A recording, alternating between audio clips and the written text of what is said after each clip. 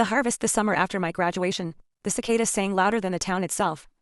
The old maple in the front yard of the Whitaker house shivered under an amber sky as I lifted the last box of textbooks onto the porch. My mother, thin-voiced and trembling, stood in the doorway, eyes rimmed with a fatigue that had settled over our family like dust. "Don't forget to call Dad," she whispered, as if the words themselves might summon a man who had been gone for almost a decade. I pressed my thumb to the back of my phone, dialed the number I hadn't used since his funeral, and heard only the sterile click of a voicemail box. The tape was empty, no messages, no music, no sign of any living soul on the other side. I turned away, my gaze landing, unbidden, on a small wooden crate tucked beneath the porch steps. Inside lay a bundle of letters, tied with a frayed blue ribbon. I recognized my sister's handwriting the moment I saw the first line, "Dear Lila, I hate you." The ink was still wet, as though she'd written it that very night. The name at the top, Lila, was not my own. It was the name my mother had given her when she was a child, a name I had never been allowed to claim. I had grown up as Mia, a version of the name my mother had coached me into using for the sake of propriety.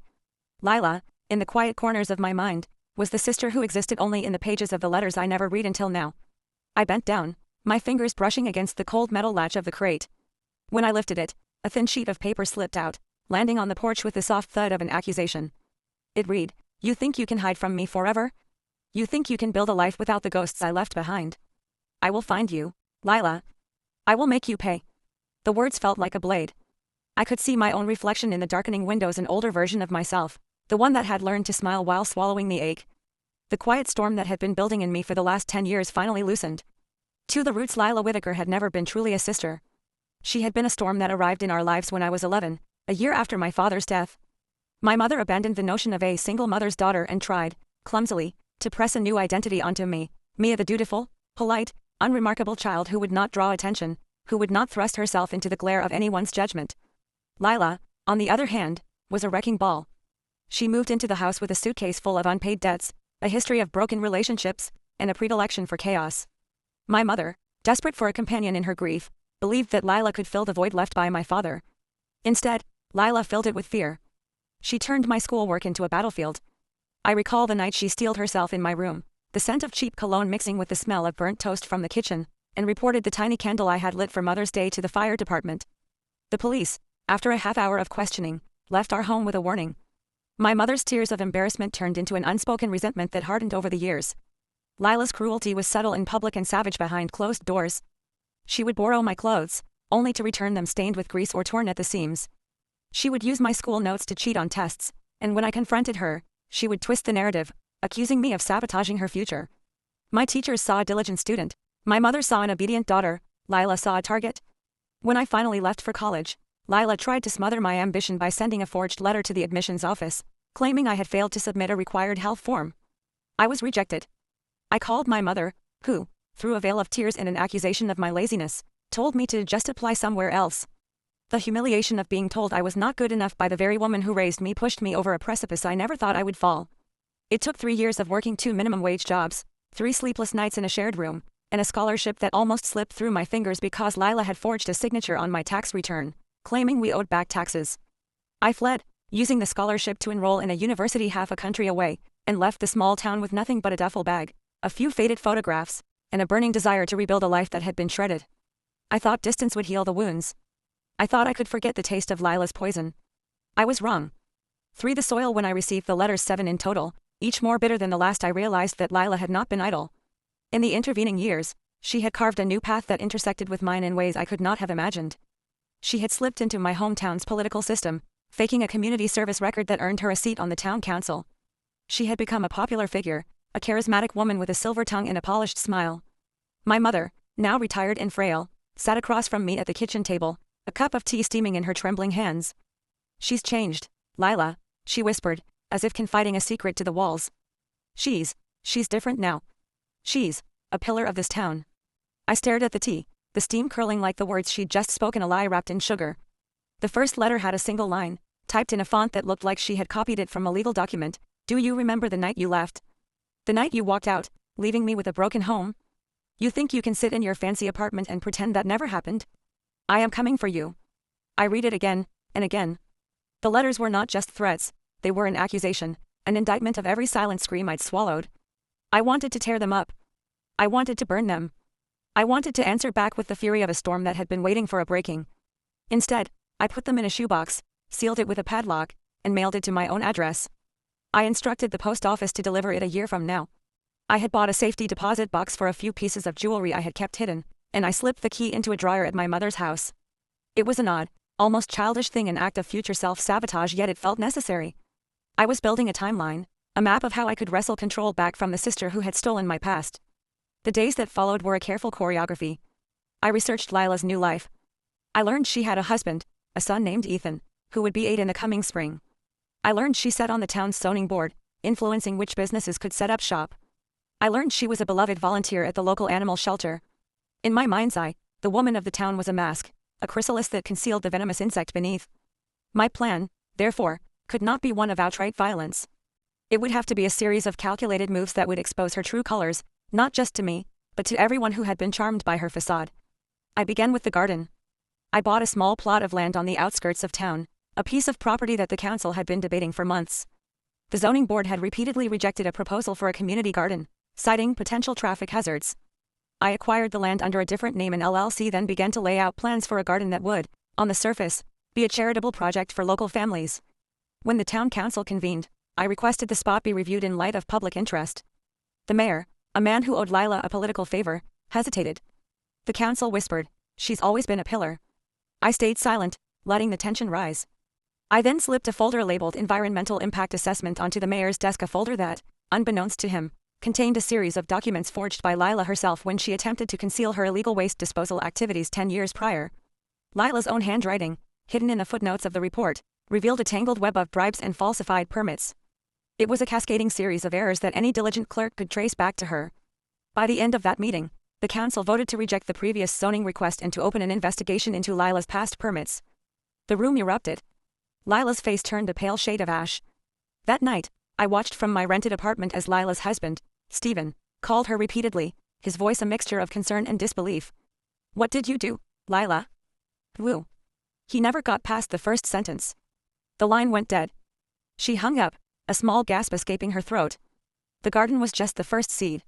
For the sprouts, the investigation turned up 4 undeniable pieces of evidence: an invoice for a truck delivering industrial waste to a private lot, a set of email exchanges where Lila asked a contractor to cover up the spill and make sure the inspector doesn't see the dark patches, a recorded conversation where she threatened an employee of the town hall to stay silent, and a ledger showing slush money paid to a council member. I did not hand these to the police. I gave them to the local newspaper, a small weekly known for its exposes. The front page of the issue that followed read, "Townspeople beware, council member's dark past revealed." Lila's name was in bold, her smile no longer a shield but a broken mirror. Within a week, the town was a hive of whispers. Lila's husband's respectable position was stripped. He filed for divorce, citing irreconcilable differences but never mentioning the scandal. Ethan, the 8-year-old, stared at his mother on the school bus, his eyes refusing to meet hers. Lila's volunteers at the animal shelter began to leave, their hands shaking as they remembered the day she had threatened to shut down the shelter if a rival organization tried to steal her donors. The council voted to remove Lila from the zoning board. She tried to rally support, but the evidence was irrefutable. The town's mayor, forced to act, placed Lila on a temporary suspension while a formal ethics investigation took hold. I watched the storm I had brewed slow, methodical, precise tear itself apart. Yet I felt an emptiness that was almost colder than the bitterness that had driven me. After the headlines, I received another letter. This one was different. It was written on old stationery, an ivory envelope with a single stroke of frayed red ink. "You think you have won? You think you have broken the chains? You are still the same. The blood that runs through us binds you. I will always be alive in you." Lila, I stared at the words, feeling a flicker of an old ache, as though the scar was reopening. I crumpled the envelope and threw it into the trash. I realized that I had focused my revenge on the public persona of Lila, not the private terror that lived in the shadows of my mind. I needed one more act, an act that would make the phantom life she'd built in the town crumble inside her, not just on paper. 5. The harvest moon. The night of the harvest moon arrived with a cool breeze. The garden I'd created was now a blooming tangle of tomatoes, kale, and carrots. Children from the community, laughing, were helping to pull weeds. I stood on the edge, watching, when a familiar silhouette approached, Lila Whittaker, dressed in a black coat that seemed too heavy for the mild night. She stared at the garden, a look of contempt mixing with curiosity. The children's laughter fell silent as she stepped forward, a hand outstretched toward a rosebush.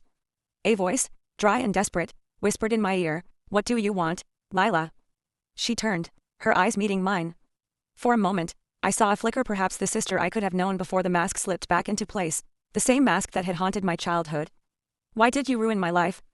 I asked, my voice steady as a stone. She laughed, a brittle sound. "You gave me a stage, Lila. You let me be the villain. I merely performed." I stepped forward, my hand gripping the brass handle of a metal box that lay hidden beneath a pile of mulch. Inside, a single photograph taken years ago, when we were children, before the house burned, before Lila's anger had been cultivated. It was a picture of us, my mother, Lila's mother, and a small Lila in a pink dress, clutching a wooden doll. The doll had a cracked face, a cracked smile. "Do you remember this?" I asked, holding the photo up to the moonlight. Her eyes narrowed. "What are you doing?" "Why are you? I'm showing you how it started," I said, my voice barely above a whisper. "You were never a monster. You were just a scared girl whose mother died, who lost her future when my mother tried to make you a sister. You took the role of the villain because you couldn't see any other way to exist." She stared at the photograph, at the tiny hand of the girl with the cracked doll, her own reflection in the broken plastic. A single tear rolled down her cheek, catching the moonlight as it fell onto the ground. I had thought revenge would be a clean line, a single cut that would sever. It wasn't. It was a cascade, a flood that exposed the rot at the roots, but the rot also seeped into the soil. The roots regrown. The aftermath of the garden scandal was swift. Lila's legal team filed a motion to suppress the evidence, claiming it was obtained illegally. The judge, a woman who had once been a friend of Lila's mother, dismissed the motion, saying the documents were a matter of public record. The ethics committee concluded that Lila had indeed breached multiple codes of conduct. Lila was forced to resign from the council, and her husband filed a civil suit for fraud and manipulation of city funds. The town council, in a unanimous vote, opened a community fund to support families affected by Lila's misdeeds. The training program for volunteers at the animal shelter was renewed, with a new director, one who had refused to give Lila a second chance. Lila, meanwhile, retreated into a quiet house on the edge of town. Her son, Ethan, was placed in a foster program while she underwent mandatory counseling. The once charismatic woman's face was now a map of scars, each one a reminder of a lie she had told, a betrayal she had caused. I, for my part, returned to the small town once a year, not to wreak more damage, but to heal. I volunteered at the community garden, planting beans and carrots alongside families who had been affected by Lila's greed. I taught children how to care for seedlings, how to tend to a living thing without crushing it under the weight of expectation. When the town held its annual harvest festival, I stood at the center of the garden, a small plaque placed among the roses reading, "From broken roots, new life grows." The plaque bore no name, no accusation, no confession. It was a reminder that pain could be a catalyst, that the soil of our lives, though stained, could still nurture something fresh. The reaping 6 years after the first letter arrived, I received a package. Inside lay a single, unmarked envelope.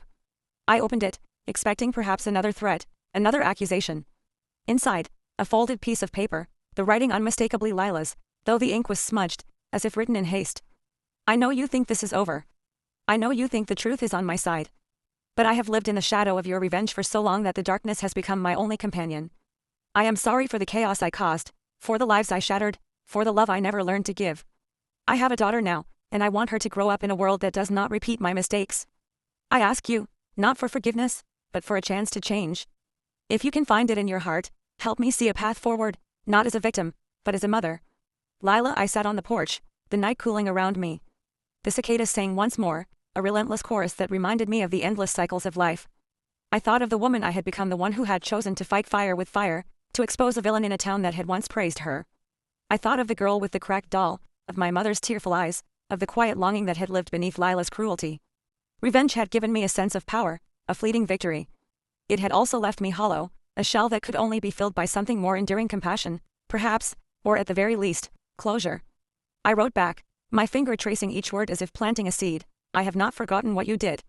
I have not forgotten the years of fear. But I have also learned that holding onto that fire does not heal.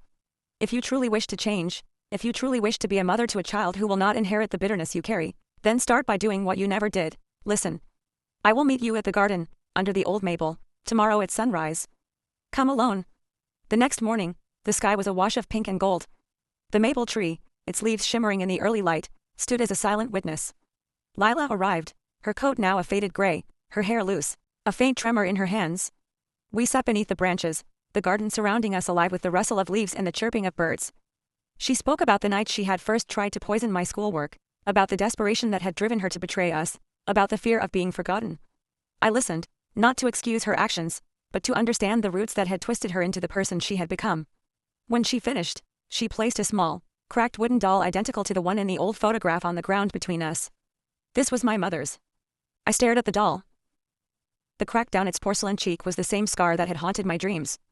For years I had imagined Lila wielding it like a weapon, a symbol of what she had lost, of what she had used to justify the cruelty she inflicted. But in her hands now, it looked fragile. A relic of something that could no longer hurt either of us unless we let it. She set it down carefully, as though the act itself was sacred. I kept it all these years, she whispered. I used to hold it at night and tell myself the world owed me for what I'd lost. That you owed me. That everyone did. Her voice cracked. I don't want to live like that anymore. I don't want my daughter to learn bitterness as her lullaby. The garden was quiet, except for the soft stirring of morning wind. I thought of all the nights I'd plotted, all the moves I'd made to dismantle her empire. I thought of how much of my life had been consumed by her shadow. I can't give you forgiveness like a gift wrapped in ribbon, I said. My voice was steady, not cruel but not yielding either. That's not how this works. Forgiveness isn't something you earn with words. It's something you grow, slowly, if the soil is ready. She nodded, her eyes fixed on the doll. For the first time, I realized she wasn't looking at me for absolution. She was looking at me because I was the last person alive who still knew her story in full. I picked up the doll and placed it gently into her hands. Plant something new with her, I said. Not in this garden, not in my life, in yours. If you mean what you wrote, let your daughter see you water something instead of burning it. A single sob shook her frame, but she caught it before it spilled over. She tucked the doll into her coat pocket, stood, and for a long moment, simply stared at the horizon, where the sun had just begun to rise over the trees. Then she walked away, her figure shrinking with each step, until the road swallowed her whole. I sat beneath the maple tree until the cicadas stirred again, until the morning had fully broken into day. For the first time in years, I didn't feel like prey or predator. I felt free. The plaque in the garden gleamed in the new light. From broken roots, new life grows. I touched the words, soil clinging to my fingertips, and realized the truth. Revenge had been the harvest I thought I needed, but release was the reaping. And as the children returned to the garden that morning, carrying small watering cans and wide smiles, I knew that the story of Lila and me had finally reached its last chapter.